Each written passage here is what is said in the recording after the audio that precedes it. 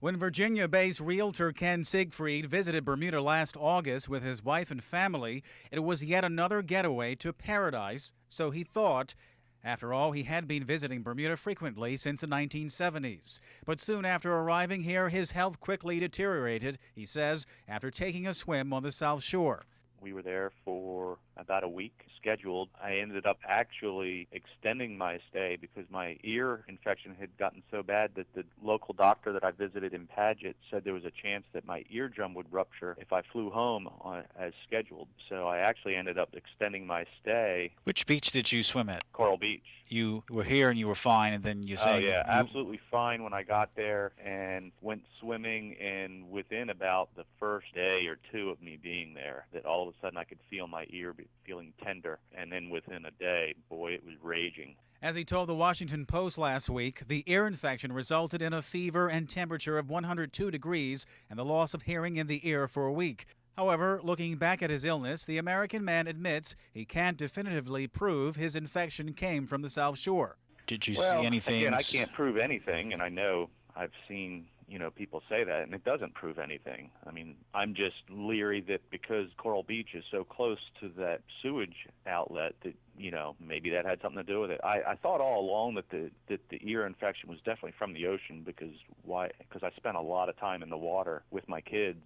Health and Environment Minister Trevor Moniz said the U.S. consulate's alert lacked clarity and has noted the events leading to raw sewage washing ashore are in short duration, self-resolving, limited in scope, and driven by very specific weather circumstances.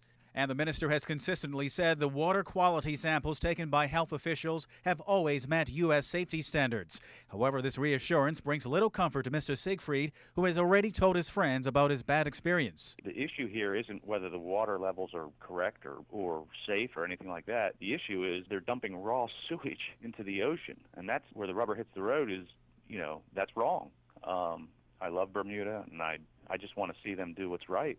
And I have plans to come back this summer, but it could very well be my last visit. I talked to a number of people this weekend, and they were all just, people who have been here or been to Bermuda before, and people who haven't were completely like, oh boy, it's off my list.